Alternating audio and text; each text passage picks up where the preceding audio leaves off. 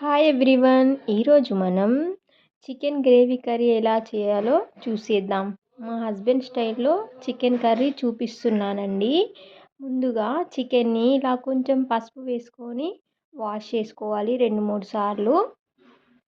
Clean చేసుకున్న తర్వాత ఇందులోకి రెండు స్పూన్ల chilli powder and 1 spoon salt, 1 spoon పసుపు, 1 స్పూన్ ధనియా పౌడర్ కూడా వేసుకోవాలి.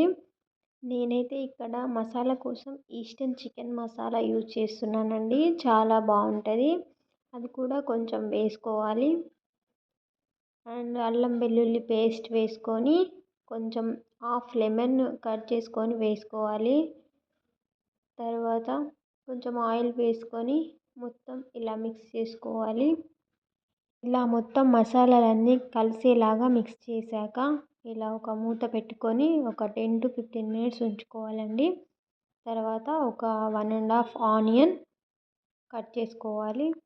ఇలా చిన్న చిన్న స్లైసెస్గా కట్ చేసుకోవాలి. ఎందుకంటే చికెన్లో మనకి గ్రేవీ కావాలి కాబట్టి ఆనియన్ కొంచెం ఎక్కువ వేసుకుంటేనే బాగుంటుందండి. తర్వాత ఒక 4 చిల్లీ కట్ చేసుకుంటున్నాను. ఇలా కట్ చేసుకున్న వాటిని పక్కన ఉంచుకోవాలి. మళ్ళీ స్టవ్ ఆన్ చేసుకొని ఒక బాండీ పెట్టుకొని ఇలా 2 స్పూన్ల ఆయిల్ వేసుకోవాలి. చికెన్ గ్రేవీ కదండి, కొంచెం ఆయిల్ ఎక్కువనే పడుతుంది. ఆయిల్ కొంచెం హీట్ అయిన తర్వాత ఇందులో కట్ చేసి పెట్టుకున్న ఆనియన్ అండ్ పచ్చిమిర్చి యాడ్ చేసుకోవాలి.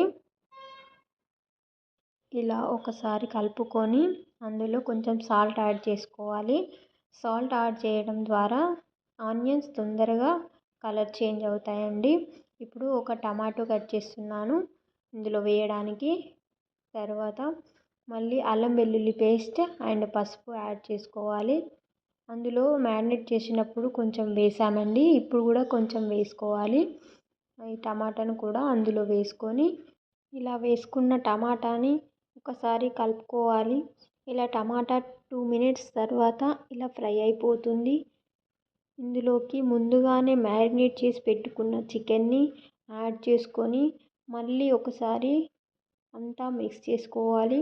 అన్నీ కలిసిపోయేలాగా ఇలా ఆయిల్లో చికెన్ కాసేపు ఫ్రై అయిపోయినాక ఇలా చికెన్ పైన కొన్ని వాటర్ పెట్టుకోవాలి.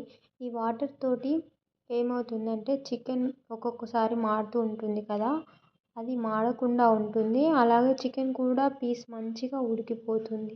అందుకని పైన వాటర్ పెట్టాను. చికెన్ని మధ్య మధ్యలో కలుపుతూ ఉండాలి. ఒక 20 మినిట్స్ తర్వాత చికెన్ ఇలా ఉడికిపోతుంది.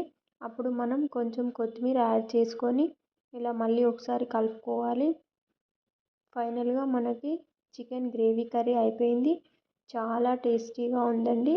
Please do like, share, subscribe to my channel.